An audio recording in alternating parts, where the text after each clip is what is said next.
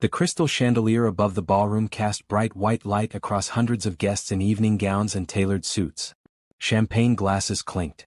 Laughter echoed off marble walls. But at table 12, near the stage, a 7-year-old girl sat completely still.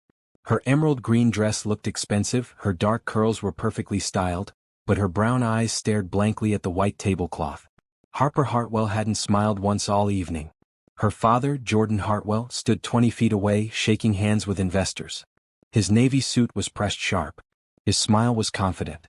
He gestured broadly as he spoke about quarterly profits and upcoming product launches. Every few minutes, he glanced back at his daughter, but never long enough to notice the way her small hands moved anxiously in her lap. No one else noticed either. The adults at her table talked over her head, literally and figuratively. When the waiter asked if she wanted more water, she didn't respond. When an older woman leaned over and said, "What a pretty dress," Harper just stared. Across the ballroom, Imani Lucas adjusted the floral centerpiece on table 18. She was 28, with warm brown skin and natural curls pulled into a neat bun. Her red blouse and black slacks were simple but professional. As the event planner for the gala, she'd been moving through the crowd for hours, making sure everything ran smoothly. But something made her pause.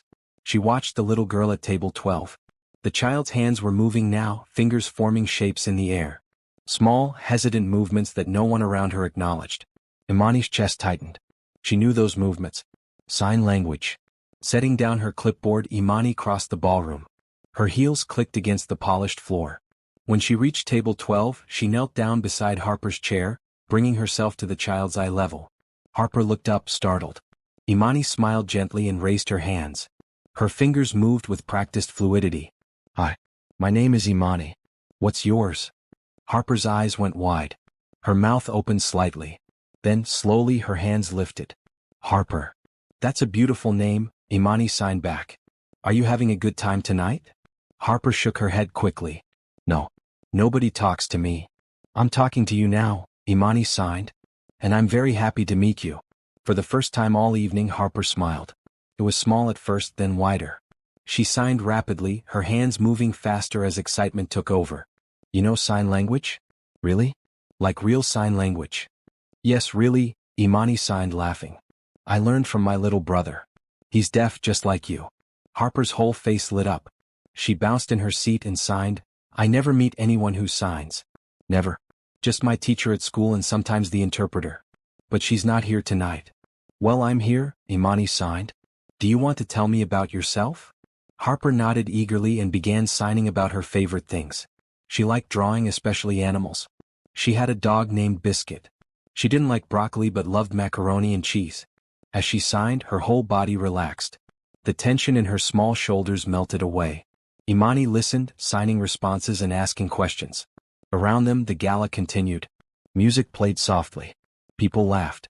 But in this small bubble, two people were finally having a real conversation. "Harper." A deep voice cut through the moment. Imani looked up to see a tall man in a navy suit standing over them. His dark hair was neatly styled, his jaw sharp. He looked between Imani and Harper with confusion in his gray eyes. Jordan Hartwell. She recognized him from the event materials. He was the CEO of Hartwell Technologies, the main sponsor of tonight's charity gala. Harper's hands stopped moving. She looked down at her lap. Imani stood slowly. "Mr. Hartwell. I'm Imani Lucas, the event planner. I was just talking with your daughter." Jordan's brow furrowed. "Talking?" "Yes. In sign language." His face went pale. He looked at Harper, then back at Imani. "You know sign language?" "I do." "I see." His voice was tight. He glanced around the ballroom as if checking whether anyone was watching. "Harper, are you all right?" Harper didn't respond. She couldn't hear him. Imani felt a spike of frustration but kept her voice calm. "Mr. Hartwell, Harper can't hear you. You need to sign or make sure she's looking at you if you want her to read your lips." Jordan's jaw clenched. He knelt down stiffly in front of his daughter and waved to get her attention. When Harper looked at him, he spoke slowly, over-enunciating each word.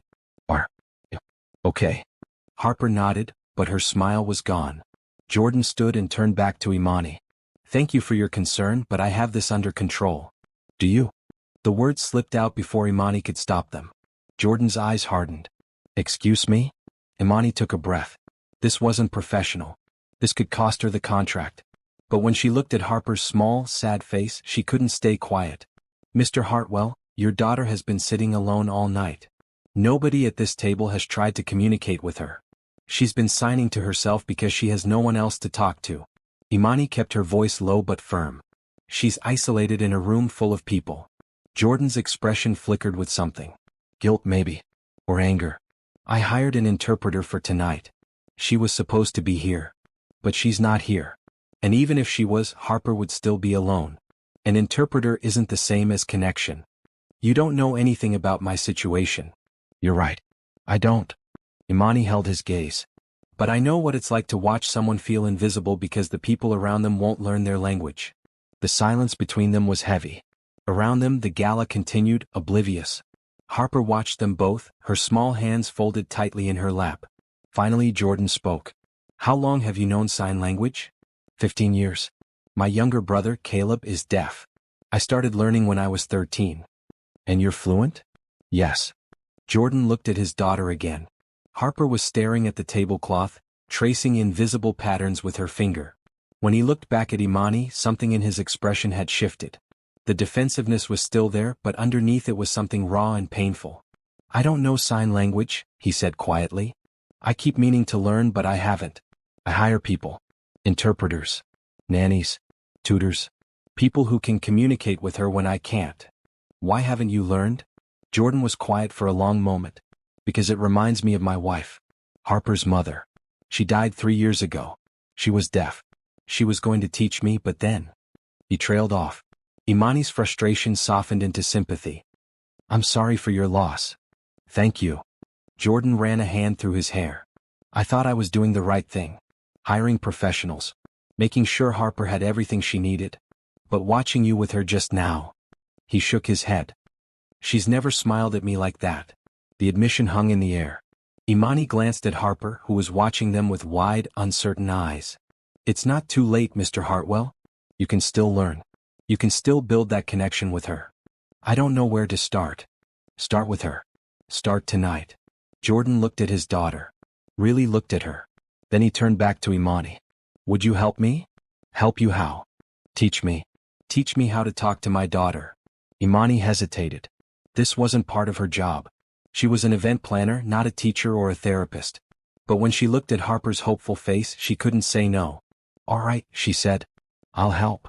Jordan exhaled and some of the tension left his shoulders. "Thank you. Really. I'll pay you, of course. Whatever rate you think is fair. We can figure that out later." Imani knelt down in front of Harper again and signed, "Your dad wants to learn how to talk with you. Would you like that?" Harper's eyes filled with tears. She nodded quickly and signed, "Yes. Please." Imani smiled and signed back, "Then that's what we'll do." As Imani stood, Jordan watched his daughter with an expression she couldn't quite read.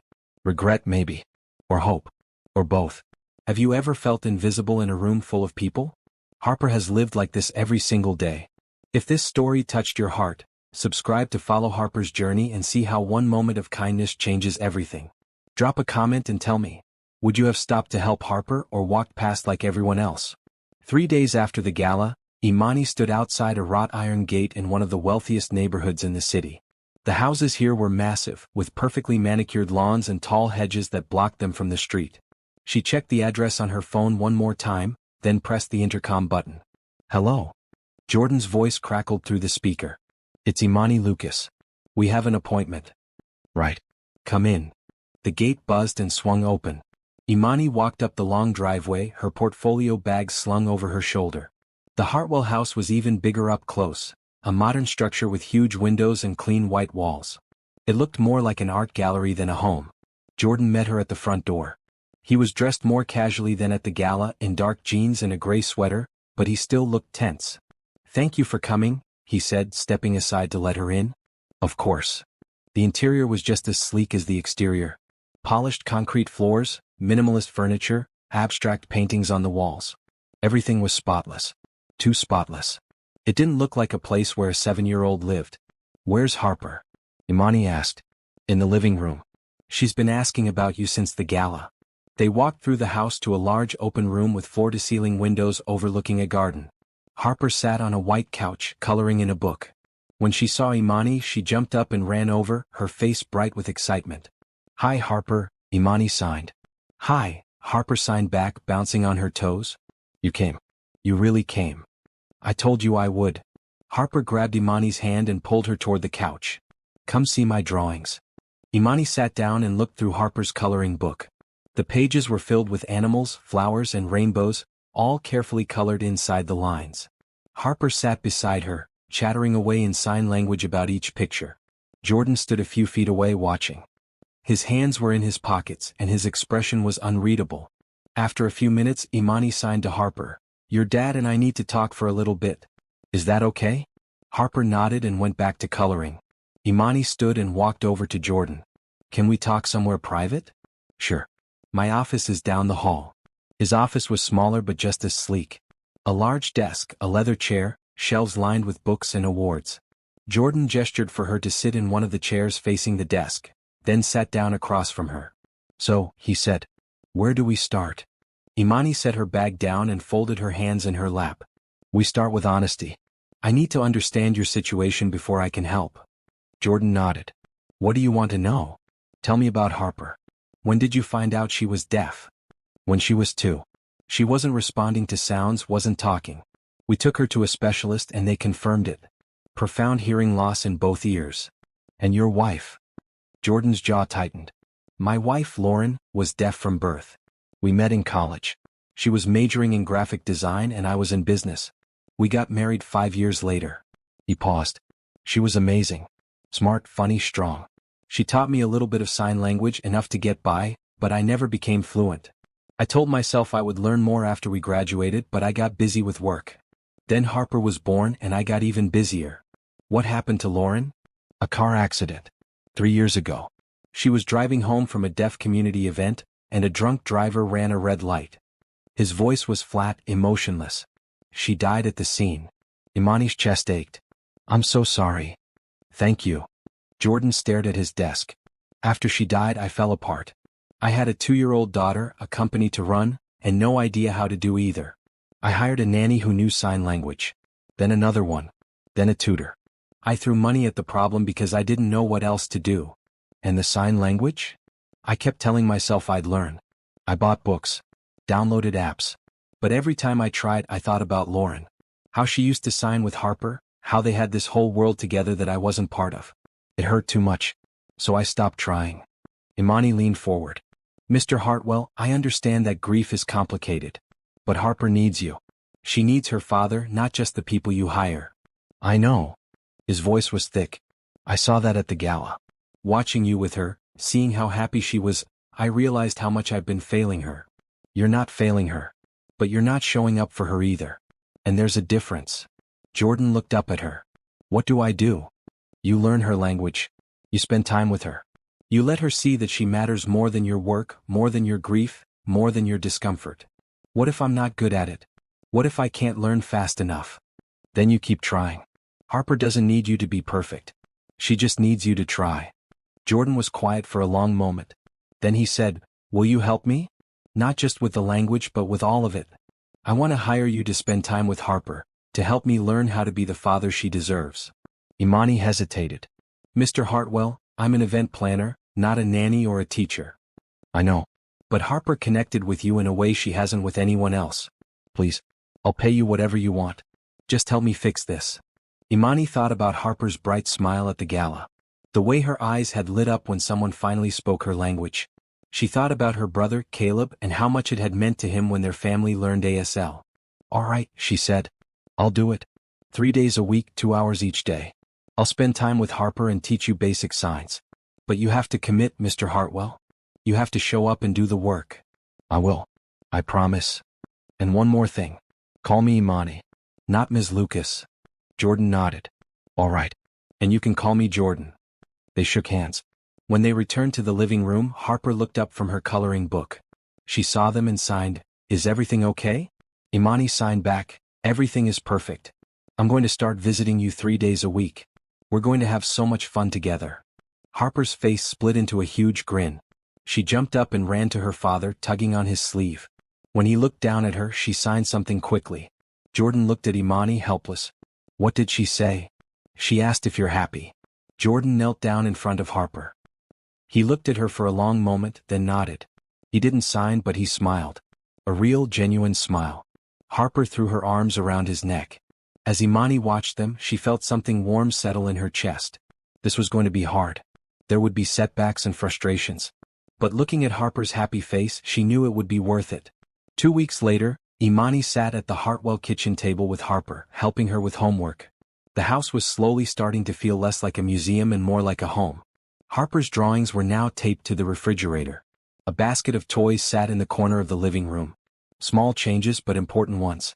Harper was working on a math worksheet, her tongue poking out in concentration. Imani watched her, smiling. The little girl had come so far in just 2 weeks. She talked more, laughed more, seemed lighter. Jordan walked into the kitchen, home early from work for once. He'd been making an effort to be home when Imani came over, watching their interactions, trying to learn. "How's it going?" he asked. Imani looked up. "Good." Harper just finished her math problems. Jordan walked over and looked at the worksheet. He gave Harper a thumbs up. Harper beamed and signed something to him. He looked at Imani, confused. "She asked if you're proud of her," Imani translated. Jordan's expression softened. He knelt down next to Harper and nodded. Then, slowly and carefully, he raised his hands and signed, "Yes, I'm proud." His signing was clumsy, the movements uncertain, but Harper's eyes went wide. She signed back quickly, too fast for Jordan to follow, but the happiness on her face was clear. "What did she say?" Jordan asked Imani. "She said thank you and she's proud of you too." Jordan's eyes glistened. He pulled Harper into a hug and she wrapped her small arms around his neck. Imani felt her own eyes prickle with tears. This was why she'd agreed to help. After Harper went back to her homework, Jordan sat down at the table with Imani. "I've been practicing," he said. "Every night after Harper goes to bed, I watch ASL videos online. I'm learning the alphabet, basic phrases. It's harder than I thought it would be." "It takes time," Imani said. "But you're doing great. Harper notices every time you sign to her. It means everything to her. I wish I'd started sooner." "You're starting now. That's what matters." Jordan nodded. He was quiet for a moment, then said, "Can I ask you something?" "Sure." "Why did you agree to help us? You barely know us. You didn't have to take this on." Imani considered the question. "When I was 13, my brother Caleb was diagnosed as deaf. My parents didn't know what to do. They were scared and overwhelmed. But my mom made a decision. She said we were all going to learn sign language together. No excuses. We all took classes and within a year we were fluent." She paused. "It changed everything. Caleb went from being this isolated, frustrated kid to someone who could finally express himself. He thrived. And our family became closer because we could all communicate." "That's beautiful," Jordan said quietly. "It is. But not every family does that. I've met deaf kids whose families never learned to sign. They rely on interpreters and notes and lip reading, and the kids grow up feeling like outsiders in their own homes." Imani looked at Harper, who was still working on her homework. "I didn't want that for Harper. And I could see that you didn't want it either. You just needed someone to show you the way." Jordan's throat bobbed. "Thank you, Imani. Really. I don't know what we would have done without you." "You're welcome." The next weekend, Imani took Jordan and Harper to a deaf community picnic at a local park. It was a warm Saturday afternoon, and the park was full of families. Kids ran around playing tag. Adults sat on picnic blankets, chatting in ASL. The atmosphere was joyful and relaxed. Harper was nervous at first, clinging to Imani's hand. But when a group of kids her age waved her over to play, she looked up at Imani for permission. "Go ahead," Imani signed. "Have fun." Harper ran off and within minutes she was laughing and playing with the other kids. Jordan watched her, amazed. "She's never been around other deaf kids before," he said. "I didn't even know events like this existed." "There's a whole community out here," Imani said. "Your wife probably went to events like this all the time." "She did. She invited me a few times but I always had work. I told myself I'd come next time but next time never came." They found a spot on the grass and sat down. Around them, conversations in ASL flowed easily. Jordan looked around, clearly out of his depth. "I feel like I'm in a foreign country," he admitted. "You kind of are," Imani said. "But that's okay. Just watch. You'll pick things up." A woman about Imani's age walked over and sat down beside them. She signed something to Imani, who signed back. They chatted for a few minutes, then the woman turned to Jordan. "This is my friend Angela," Imani said, interpreting as Angela signed. She wants to know if you're Harper's dad. Jordan nodded. Yes, I am. Angela signed something else and Imani translated. She says Harper is beautiful and she's glad to see her here. She also says you're welcome to join our community anytime. Jordan looked at Angela and signed slowly, thank you. Angela grinned and signed back, you're welcome. Keep practicing. As the afternoon went on, Jordan relaxed. He didn't understand most of the conversations around him, but he watched Harper play and saw how happy she was. She was part of something here, part of a community where she wasn't different or alone. On the drive home, Harper fell asleep in the back seat, exhausted and happy. Jordan glanced at her in the rearview mirror, then at Imani in the passenger seat. Today was incredible, he said. I've been so focused on making sure Harper fits into my world that I never thought about bringing myself into hers. It's not too late, Imani said. You're here now. I am. Thanks to you. Imani smiled. You're doing the work, Jordan. I'm just along for the ride. But as she said it, she realized something had shifted. This wasn't just a job anymore. Somewhere along the way, she'd started to care about this family, about Jordan's growth and Harper's happiness. And that scared her a little. Jordan enrolled in an ASL class at the local community center. The class met twice a week in the evenings after Harper went to bed. The first night he arrived 10 minutes early, nervous and unsure. The classroom was small, with folding chairs arranged in a circle. About a dozen people were already there, chatting quietly. Jordan took a seat and looked around. There were parents of deaf children, teachers, a young woman whose best friend was deaf. Everyone had a reason for being there. The instructor, a deaf man named Brian, walked in and introduced himself in ASL. A hearing interpreter stood beside him, voicing his signs. Welcome, Brian signed. Over the next 12 weeks, you're going to learn a new language. It won't be easy. ASL is not just English with your hands. It has its own grammar, its own structure. You'll make mistakes. You'll get frustrated. But if you stick with it, you'll gain something incredible, the ability to connect with deaf people in their own language. Jordan felt a flicker of determination. He could do this. He had to. The first few classes were overwhelming. Learning the alphabet was easy enough, but when they moved on to vocabulary and grammar, Jordan struggled. SL didn't follow the same rules as English. The sentence structure was different. Facial expressions mattered as much as hand movements. But he kept going. Every night after class, he practiced in front of the bathroom mirror, repeating signs until his hands ached. He watched videos online, pausing and rewinding to catch the nuances. He made flashcards and drilled himself during lunch breaks at work. At home, he practiced with Harper. Every morning at breakfast, he signed "Good morning" and "How did you sleep?" Harper corrected his mistakes patiently, showing him the right way to form each sign. One evening, Jordan tried to sign a full sentence to Harper, "I love you very much." His hands fumbled.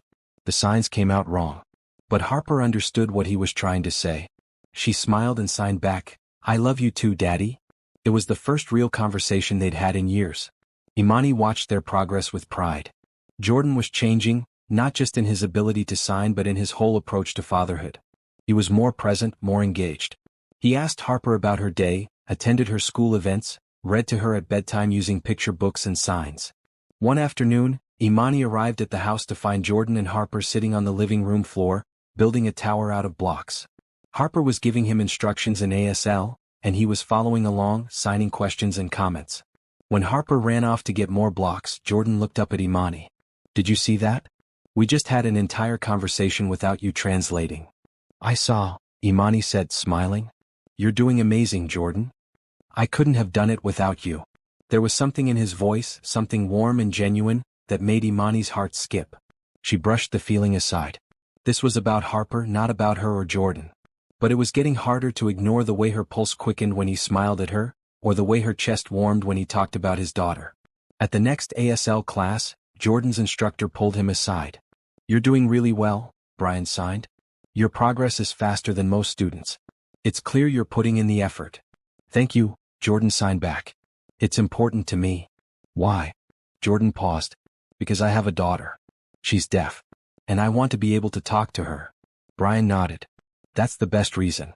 Keep going. She's lucky to have you." Jordan left class that night feeling lighter. For the first time in years, he felt like he was doing something right. It was a rainy Tuesday evening when Jordan realized he was falling for Imani. She was sitting on the living room floor with Harper playing a board game. Harper was laughing, her small hands moving rapidly as she signed something about the game. Imani laughed too, her whole face lighting up. She looked so at ease, so natural with Harper, like she'd always been part of their lives. Jordan stood in the doorway watching them. His chest felt tight but in a good way. Imani had brought something into their home that had been missing for a long time. Warmth. Joy. Connection. He didn't just admire her. He cared about her. Deeply. The realization hit him like a wave. Harper noticed him standing there and waved him over. Jordan sat down and joined the game, but his mind was elsewhere. He kept glancing at Imani, noticing the little things. The way she tucked a curl behind her ear. The way her eyes crinkled when she smiled. The way she always knew exactly what Harper needed before the little girl even asked. After Harper went to bed, Jordan walked Imani to the door. It was still raining outside, a steady drumming against the windows. "Thank you for today," he said. "Harper loves spending time with you." "I love spending time with her too," Imani said. "She's an amazing kid." "She is. And a lot of that is because of you." Imani shook her head. "No, Jordan. It's because of you. You've worked so hard to connect with her. You're becoming the father she needs." Jordan looked at her and for a moment he almost said it. Almost told her what he was feeling. But he held back. This was complicated. Imani was technically an employee. Harper was attached to her. If he said something and she didn't feel the same way, it could ruin everything. So instead he just said, "Thank you, Imani. For everything." She smiled. "You're welcome." But as she walked out into the rain, Jordan stood in the doorway watching her go. His heart ached with words he couldn't say. Imani drove home through the rain, her hands tight on the steering wheel. She was trying very hard not to think about Jordan. But it was becoming impossible. He was kind, thoughtful, dedicated to his daughter. And when he smiled at her, really smiled, she felt something flutter in her chest. This was bad. She wasn't supposed to get emotionally involved. Harper needed stability, and any kind of romantic entanglement could complicate things. But the feelings were there whether she wanted them or not. When she got home, her younger brother, Caleb, was sitting on the couch, scrolling through his phone. He looked up when she walked in and signed, "You're late." "Work ran long," Imani signed back. Caleb narrowed his eyes. "You've been working late a lot. What's going on?" Imani sighed and sat down beside him. "I'm helping a family. A little deaf girl and her father. He's learning ASL so he can communicate with her." "That's great," Caleb signed. "So why do you look stressed?" "Because it's complicated." "Complicated how?" Imani hesitated, then signed, "I think I have feelings for the father." Caleb's eyebrows shot up. "Seriously?" "Seriously. But I can't act on them. Harper needs me to be a stable presence in her life, not someone who's going to complicate things by dating her dad." Caleb leaned back thinking. Then he signed, "Imani, you've spent your whole life taking care of other people. Me, your clients, now this family. When are you going to let yourself be happy?" "I am happy." "Are you?" "Because from where I'm sitting, it looks like you're running away from something good because you're scared." Imani frowned. "I'm not scared. I'm being responsible." "You can be both," Caleb signed. "Just think about it." That night, Imani lay in bed staring at the ceiling. Caleb's words echoed in her mind. Was she running away? Or was she being smart?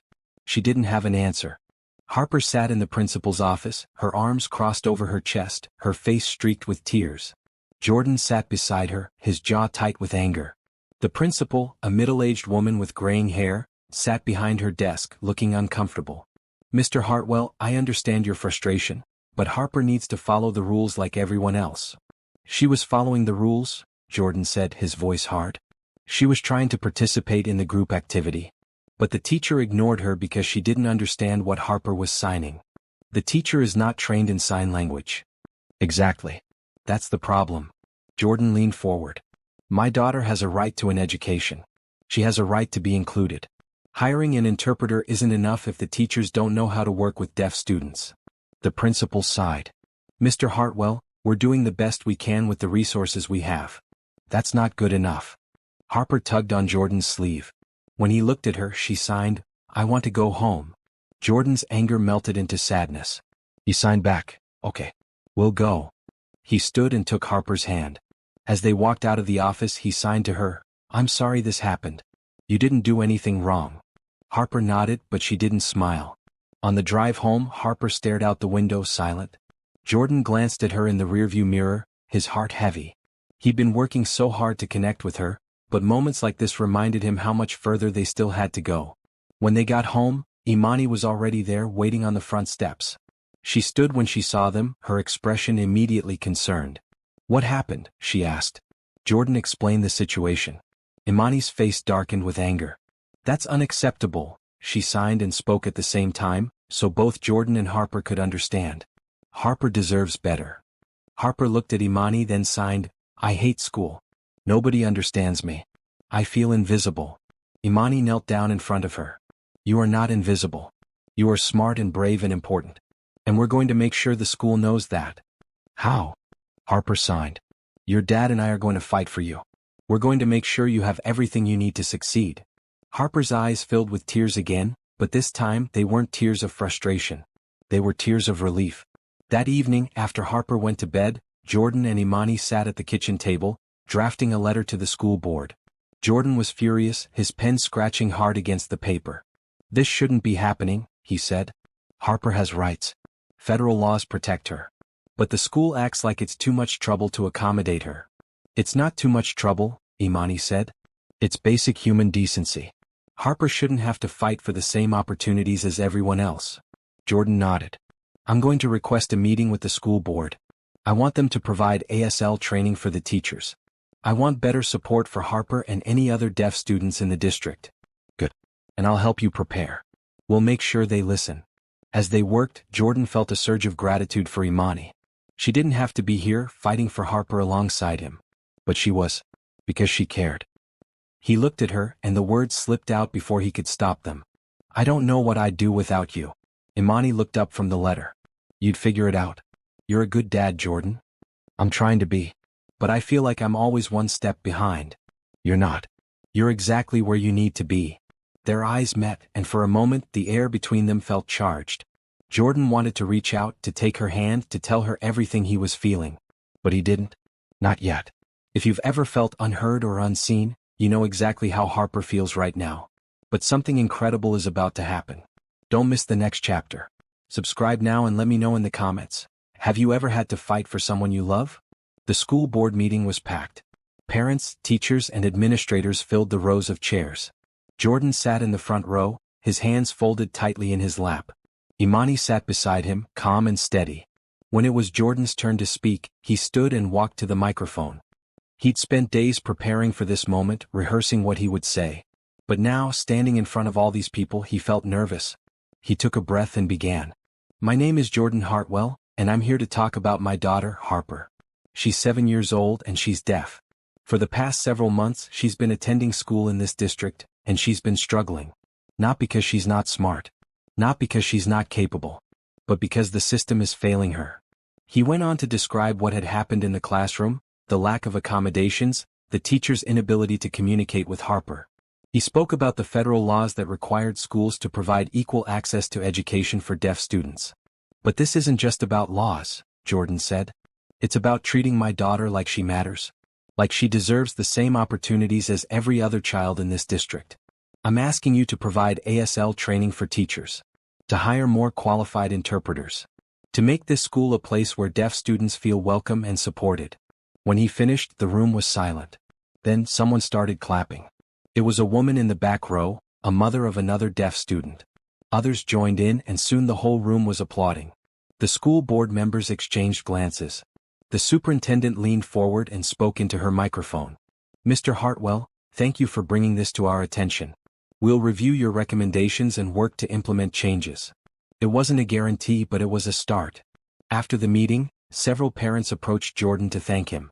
One woman, whose son was also deaf, hugged him and said, "You did what a lot of us have been too scared to do. Thank you." Jordan felt a weight lift off his shoulders. He'd stood up for Harper. He'd used his voice to fight for her. And he'd done it in ASL.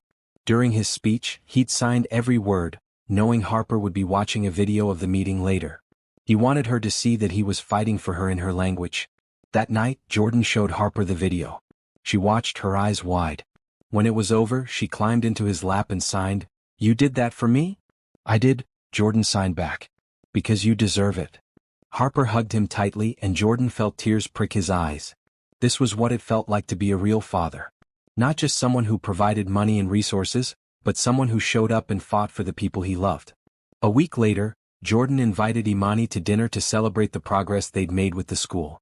He cooked pasta, one of Harper's favorite meals, and set the table with care. When Imani arrived, she looked surprised. "What's all this?" Thank you," Jordan said. "For everything you've done for us." They ate together, the three of them, laughing and talking in ASL. Harper told them about her day, and Jordan signed responses that made her giggle. Imani watched, her heart full. After dinner, Harper went to play in her room, leaving Jordan and Imani alone in the kitchen. "You've come so far," Imani said. "I'm so proud of you. I couldn't have done it without you." "You could have. You just needed someone to believe in you." Jordan set down his dish and turned to face her. "Imani, I need to tell you something." Her heart skipped. "Okay. These past few months you've changed my life. You've changed Harper's life. And somewhere along the way I started to care about you. Not just as someone who's helping us, but as someone I want in my life. I have feelings for you, Imani. Real feelings." Imani's breath caught. She'd been hoping he wouldn't say it because saying it made it real. Made it something she'd have to deal with. "Jordan," she said softly, "I have feelings for you too." His face lit up. "You do?" "I do. But I'm scared. Harper needs stability. If something goes wrong between us, it could hurt her." "It won't go wrong," Jordan said. "Because I'm not going anywhere. And neither are you if you don't want to." Imani looked at him, at the sincerity in his eyes. She thought about all the reasons she should say no. But she also thought about all the reasons she wanted to say yes. "Okay," she said finally. "Let's try." Jordan smiled, and it was the most genuine smile she'd ever seen. The weekend getaway to the lakeside cabin was Jordan's idea. He wanted to spend uninterrupted time with Harper and Imani, away from work and distractions. The cabin was small but cozy, with a stone fireplace and wide windows overlooking the lake. Harper was thrilled, running from room to room, signing excitedly about everything she saw. They spent the weekend cooking together, playing board games and walking along the lake. Every conversation was in ASL. Jordan was getting better, his signs more confident and fluid. Harper corrected him less often now, and when she did, it was with a smile. On the second night, they sat by the fireplace roasting marshmallows. Harper sat between Imani and Jordan, her face glowing in the firelight. She turned to Imani and signed, "Are you my friend forever?" Imani's eyes filled with tears. She signed back, "I would love to be your forever friend." Harper grinned and hugged her tightly. Later, after Harper went to bed, Jordan and Imani sat on the porch, watching the moonlight reflect off the lake. "She loves you," Jordan said. "I love her too," Imani said. "She's an incredible kid." "So are you." Imani laughed softly. "I'm not a kid. You know what I mean." They sat in comfortable silence for a while. Then Jordan reached over and took Imani's hand. She didn't pull away. "I'm glad you're here," he said. "Me too. I want this to work, Imani. I want us to be a family. The three of us." Imani looked at him, her heart full. "I want that too." Jordan leaned over and kissed her, gentle and sweet. When they pulled apart, Imani smiled. "We're really doing this, aren't we?" she said. "We are." And for the first time in a long time, Imani felt like she was exactly where she was supposed to be. The foundation launch was bigger than Jordan had imagined. The ballroom was packed with donors, parents, educators, and members of the deaf community. A stage stood at the front of the room, with a large screen behind it displaying the foundation's mission statement. The Hartwell Foundation for ASL Education would provide free ASL classes to families of deaf children, fund ASL training for teachers, and support deaf community programs. Jordan stood backstage adjusting his tie. He was nervous but excited. This was something he should have done years ago, but he was doing it now, and that mattered. Imani walked over and straightened his collar. "You're going to do great," she said. "I hope so." "You will. Harper's counting on you." Speaking of Harper, she appeared a moment later, dressed in a beautiful blue dress. She looked up at her father and signed, "Are you ready?" Jordan knelt down and signed back, "I'm ready." "Are you?" She nodded confidently. They walked onto the stage together. The crowd erupted in applause. Jordan approached the microphone and began to speak. "Good evening. My name is Jordan Hartwell, and this is my daughter, Harper." Harper waved to the crowd, and they applauded again. 7 months ago, I was a father who couldn't talk to his daughter. I didn't know sign language. I'd spent years avoiding it, hiring other people to bridge the gap between us. But that gap was growing wider, and Harper was suffering because of it. He paused, glancing at Harper, who stood beside him, watching him intently. Then I met someone who changed everything. Someone who showed me that learning my daughter's language wasn't just about words. It was about love. It was about showing up and putting in the work. Tonight, I'm proud to announce the Hartwell Foundation, which will help other families avoid the mistakes I made. The crowd applauded again. Jordan stepped back and Harper stepped forward. She began to sign and Jordan interpreted aloud beside her. My name is Harper. I'm deaf. For a long time I felt alone. But now my dad knows sign language. We can talk. We can understand each other. And that makes me so happy. The audience was silent, hanging on every word. Harper continued, I hope all deaf kids can feel like I do. I hope all parents learn to talk to their kids. Because it feels really good when someone speaks your language. When she finished, the room exploded in applause. Harper grinned and waved. Jordan put his arm around her shoulders, his heart bursting with pride. Imani watched from the front row, tears streaming down her face. She'd never been more proud of anyone in her life. After the event, Harper presented Imani with a handmade bracelet. It was made of colorful beads and spelled out family in fingerspelling beads. I made this for you, Harper signed. Because you're family now. Imani put the bracelet on and pulled Harper into a hug. Thank you, sweetheart. I'll wear it every day. Jordan joined them and the three of them stood together, surrounded by the buzz of the event.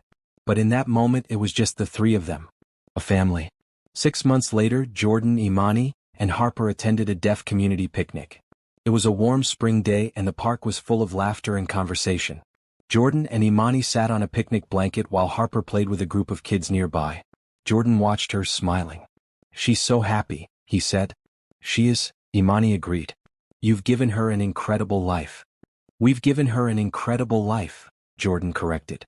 I couldn't have done this without you. Imani smiled and leaned her head on his shoulder. Jordan took a deep breath. Imani, I have something to ask you. She sat up, curious. What is it? Jordan reached into his pocket and pulled out a small velvet box. Imani's eyes went wide. Imani Lucas, Jordan began, his hands shaking slightly as he signed. You came into our lives when we needed you most. You taught me how to be a father. You showed me what love really means. I don't want to spend another day without you. He opened the box, revealing a simple, beautiful ring. Will you marry me?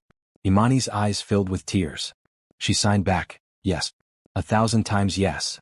Jordan slipped the ring onto her finger and she threw her arms around him. The people nearby noticed and started clapping. Harper ran over, her eyes wide. What happened? Jordan signed to her, Imani and I are getting married. Is that okay with you? Harper's face split into the biggest smile. She jumped up and down and signed, yes, yes, yes. She threw herself into their arms and the three of them hugged, laughing and crying at the same time. 3 months later, they stood in a garden filled with flowers, surrounded by friends and family. The ceremony was bilingual, with every word spoken and signed. Jordan wore a navy suit. Imani wore a white dress. Harper wore a yellow dress and served as the flower girl, grinning the entire time. When it was time for the vows, Jordan turned to Imani and signed, I promise to always speak your language. To always listen. To always show up. I love you. Imani signed back, I promise to stand by you. To support you. To love Harper as my own. I love you too. They kissed, and the crowd erupted in applause, hands waving in the air in the deaf community's version of clapping. Harper ran up and hugged them both, and the photographer captured the moment, a family whole and happy. That evening at the reception, Harper gave a speech in ASL. Jordan interpreted for her. I used to be sad a lot. I felt like nobody understood me. But then Imani came. She taught my dad how to talk to me. And now I have a family. A real family. She paused, looking at Jordan and Imani with shining eyes. I love you, Dad. I love you, Imani. Thank you for loving me back. There wasn't a dry eye in the room. Later that night, after the guests had gone home, the three of them sat in the backyard under the stars. Harper was nestled between Jordan and Imani, her head resting on Imani's shoulder. Are you happy, Harper? Jordan signed. Harper nodded and signed back, I'm the happiest I've ever been. Imani kissed the top of her head. Us too, sweetheart. Us too. As they sat there, surrounded by love and light, Jordan realized something. Happiness wasn't about perfection. It wasn't about getting everything right the first time. It was about showing up. About trying. About learning someone's language and speaking it even when it was hard. It was about love. and they had plenty of that.